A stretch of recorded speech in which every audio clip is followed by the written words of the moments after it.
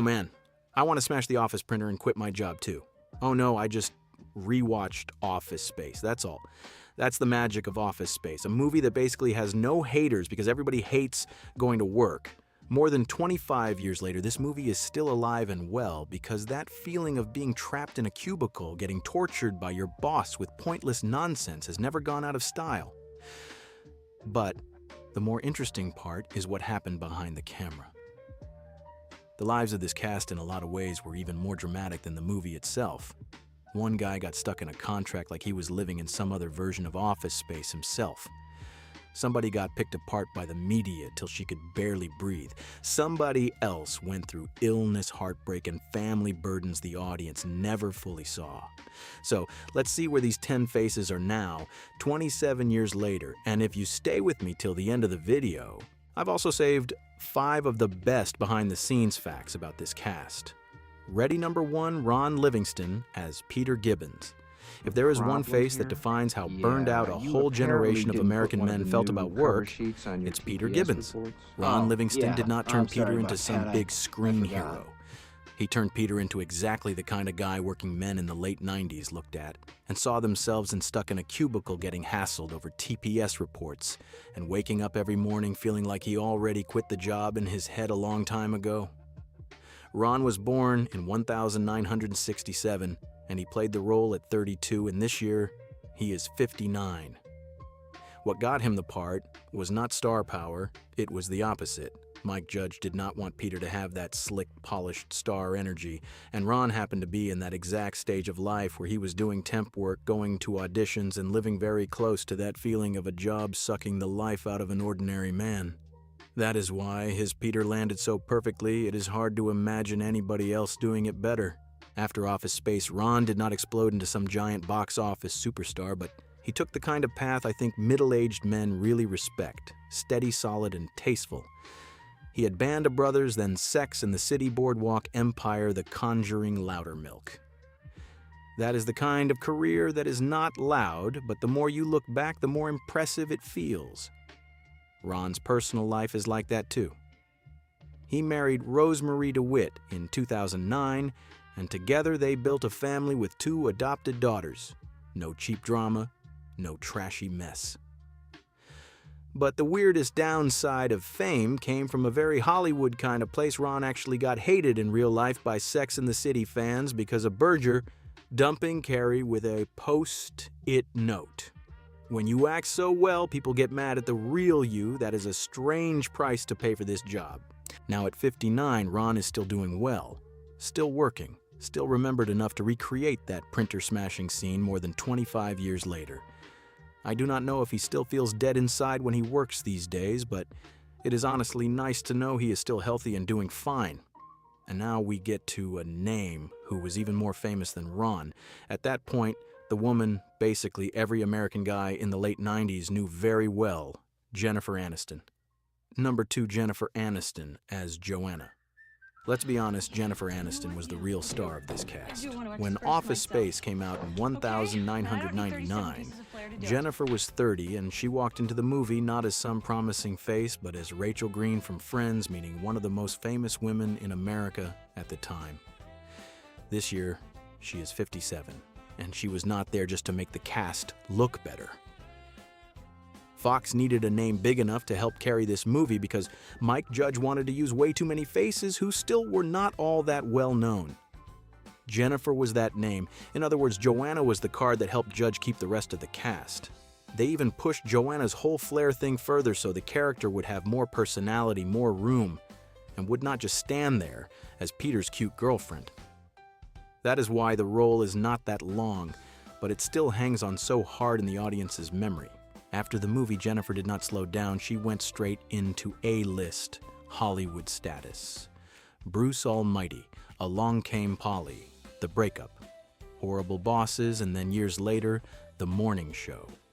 By 2026, she is still right in the middle of it all, with Season 5 of The Morning Show being prepared for 2027.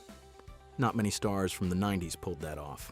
But what makes people see Jennifer differently as they get older is not the beauty or the fame, it is what she had to go through in her personal life.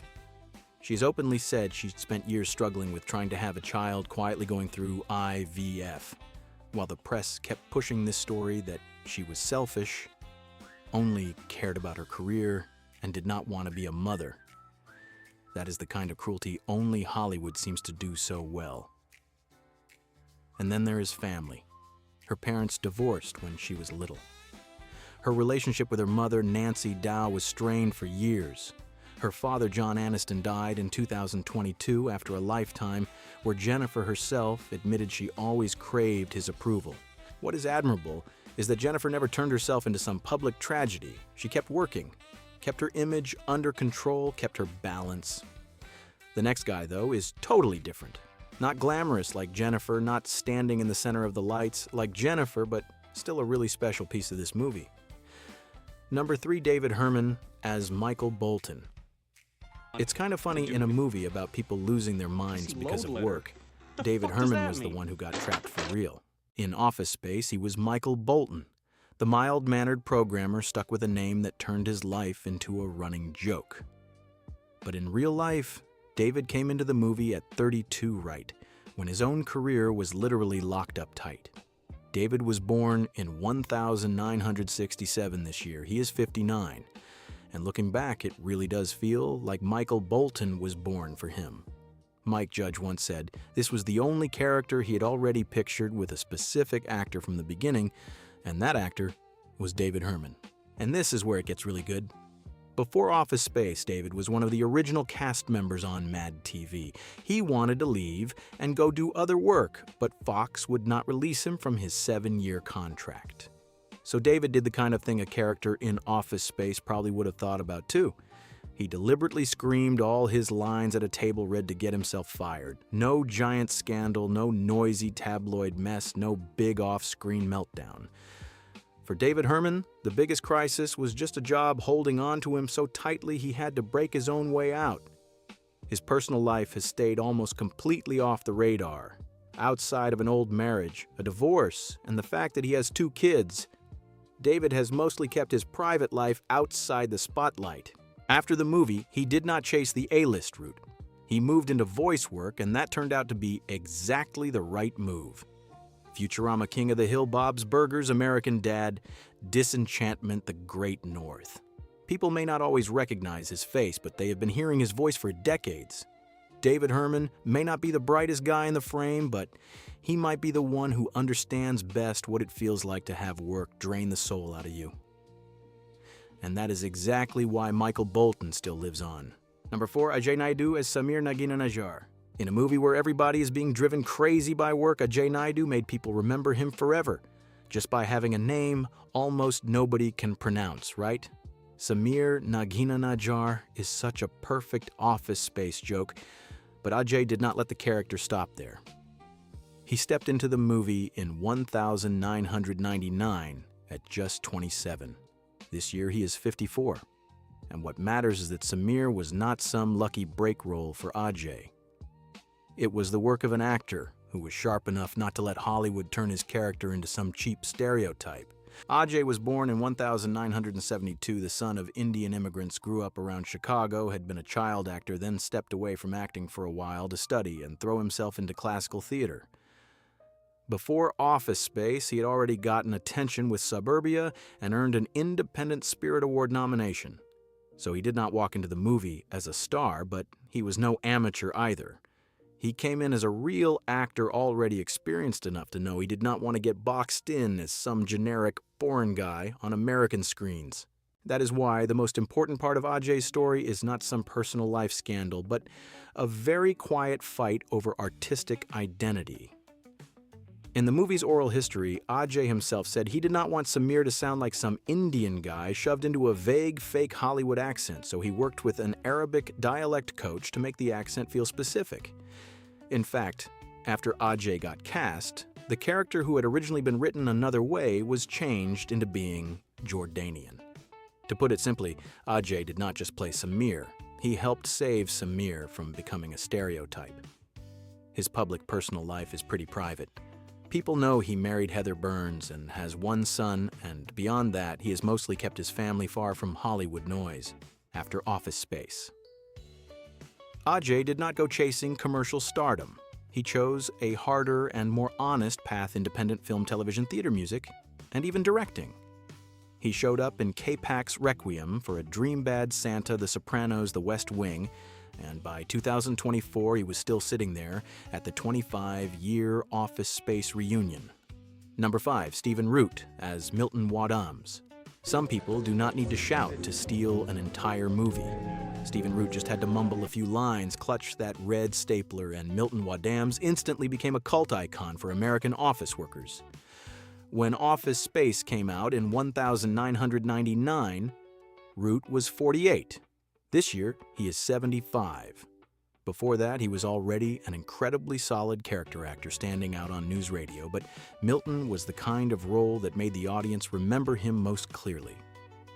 The best part is that Stephen Root did not just play Milton. He also helped create Milton the way we remember him now. In Entertainment Weekly's oral history, Root said, Mike Judge showed him the original short about the character, and then Root himself pushed the speech pattern and the weirdness further. Judge loved it right away. After the movie, Stephen Root did not go charging toward flashy A-list fame. He took the kind of road people inside the business really admire. He is everywhere, and he is good in every role. Comedy, drama, whatever you need. Barry Succession, Perry Mason, and countless voice roles in animation and games all show he is the kind of actor who gets more formidable with age.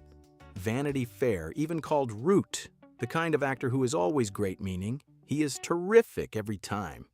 Even if the public does not always remember his name right away, Stephen Root's personal life has almost none of the cheap, loud mess Hollywood loves to sell. He was once married to Laura Joan Hayes, then later remarried actress Romy Rosemont. The heaviest part of his life is not scandal, it is real professional loss. Root was a close co-star of Phil Hartman on news radio, and after Hartman's tragic death in 1998, he wrote a deeply moving tribute to a friend he considered incredibly rare. What I like about Stephen Root is that he never needs to demand the spotlight. He just keeps working, keeps being stubbornly great at what he does, and by 2025, he was still saying, Office Space has not gotten old at all, because everybody still hates office work. That tells you all you need to know. Milton is still alive and well in pop culture. Number 6, Gary Cole as Bill Lumbergh. If Peter Gibbons is the feeling of being burned out at work, then Bill Lumbergh is the face that turns that burnout into a nightmare. Gary Cole stepped into Office Space in 1999 at 43, and this year he is 69. Before the movie, he was already a deeply reliable character actor, but Lumbergh was the role that made a whole generation of American office workers break out in hives just from hearing him start a sentence. Mike Judge and the team clearly remembered Gary as the guy who made the role leap way past everybody else who auditioned. What is so good about Gary Cole is that he did not play Lumbergh like some monster. He played him like the kind of boss any American man who has worked long enough has probably met at least once: a guy who never has to yell, but still somehow sucks the life right out of the room. Gary later said he pulled inspiration from a real shoe store manager. That is why Lumbergh is so funny and so irritating at the same time. Then after Office Space, Gary never lost momentum. He kept going strong through The West Wing, Veep, The Good Wife, The Good Fight, and later NCIS. That is the kind of career that does not need to make noise. Hollywood just keeps using you because you are that dependable. The heaviest part of Gary Cole's life is not some cheap scandal. It is family. His daughter Mary was diagnosed with autism in 1995, and Gary admitted that at the time, almost all he knew came from what he remembered from Rain Man. From that shock, he slowly became somebody who spoke up about autism. Then, in 2017, his marriage of more than 25 years to Teddy Slydell started breaking apart. The saddest part is that before everything could fully close, she passed away in 2018. That is the kind of life event older men hear about and immediately understand. Some lives are not loud, but they still carry a lot of weight. What is admirable is that Gary Cole kept going. He remarried Michelle Knapp in 2021, kept working, kept his level high, and even now, he is still showing up regularly on television. At 69, he is not just Bill Lumbergh, he is one of the most reliable faces in Hollywood. Number 7, Diedrich Bader. As Lawrence Diedrich Bader was 33 when he played this role. This year he is 60, and what is great is that Lawrence was not born out of some slick formula at all. Mike Judge built the character from the image of a real-life mechanic neighbor, a guy who was making good money and seemed more satisfied with life than Judge himself had been back when he worked in Silicon Valley. The casting story is what really matters. Owen Wilson and Vince Vaughn both auditioned for Lawrence. Diedrich Bader later said that when he went into audition, he was actually planning to play it, kind of like Owen Wilson after watching Bottle Rocket. Then while he was sitting there waiting, Owen Wilson walked out of the room. Bader instantly realized he could not do Owen Wilson better than Owen Wilson. So just a few seconds before walking in, he turned hard in a completely different direction and came up with Lawrence. So this rough but real neighbor guy was not the result of some long, careful calculation. It was one instinctive turn at exactly the right moment. And that turn is what got him the role. After the movie, Diedrich did not become an A-list box office star, but he kept going strong in sitcoms and voice work. American Housewife reaped better things than all those Batman roles in animation that tells you how long Hollywood has kept using him. His personal life has been pretty stable, too. He has been with Dulcie Rogers since 1997, and they have 2 kids. The heaviest part of his story ended up being family when he cared for his father with Alzheimer's, and later became someone who spoke up for family caregivers. Number 8, John C. McGinley as Bob Slydell. John C. McGinley was 40 when he played this role. This year he is 67. Before Office Space, he was already a familiar face in American movies with Platoon, Wall Street, Point Break, and The Rock. Put simply, McGinley walked into this movie with exactly the kind of force that Bob Slydell needed. What is interesting is that John C. McGinley did not originally come into the movie to play Bob Slydell. In the Ringer oral history, he said that almost everybody auditioned for Lumbergh first, then got called back for one of the Bobs. But that actually worked out perfectly. Gary Cole brought the irritation of a boss, while McGinley brought the coldness of a guy sitting in a meeting room deciding who still has value and who should be cut. The role is not long, but it is sharp enough that people remember it forever. A few years later, he blew up even more as Dr. Cox on Scrubs, which means one generation remembers him as the scary consultant, and another remembers him as the sharpest, most biting doctor on American TV. But the part that makes people respect John C. McGinley even more is outside the screen. His son Max was born in 1997 and has Down syndrome. McGinley has said many times that that shock changed his whole life. He did not turn that story into some emotional performance. He kept going as a real father, learned how to live differently, adjusted the whole family around his son's needs, and then became a longtime voice for the Down syndrome community through the Global Down Syndrome Foundation and the National Down Syndrome Society. Number 9, Mike Judge's Stan. This is the only person on this list who did not just play a small role in the movie, but built the whole world of it. Mike Judge played Stan the manager at Tchotchkes, but that is only one little slice of it. The much bigger thing is that he is the one who wrote and directed Office Space. Judge was born in 1962. He was 37 when the movie came out, and this year he is 64. Before this movie, he was no amateur anymore. He had a degree in physics, had worked as an engineer, and had already created Beavis and Butthead and co-created King of the Hill. What makes Office Space live forever is that it was not imagination. It came straight out of the office jobs Judge had hated with a passion. He once said he had one job he only lasted at for 3 weeks, then spent time working as an engineer in the Bay Area and found that environment awful. The short about Milton was also the seed that grew into this whole project. When Fox wanted to turn it into a movie, Judge did not want to make a whole movie just about Milton. He wanted to make a full picture of office life, and that was the right decision.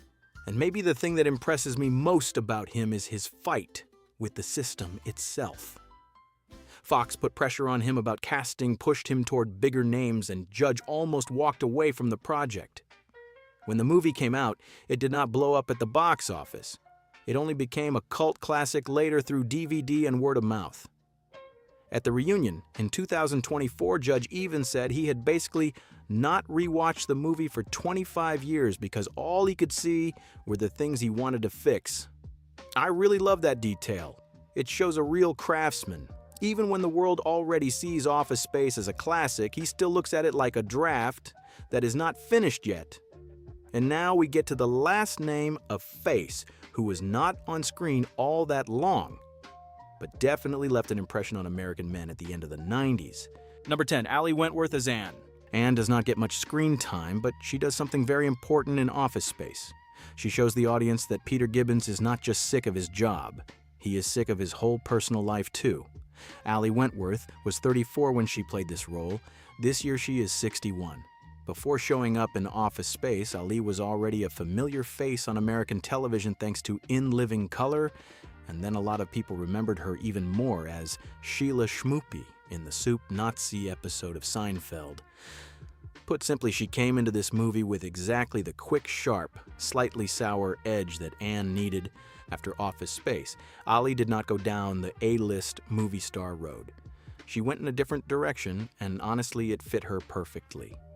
Ali did comedy, wrote books, hosted shows, produced, and kept showing up regularly on television in projects like Head Case Nightcap, Bed by 8, and The Parent Test. She is not the kind of person who owns the front page every week, but she has never disappeared either. Ali's personal life has been more public than a lot of people on this list, but the part worth talking about most is not scandal.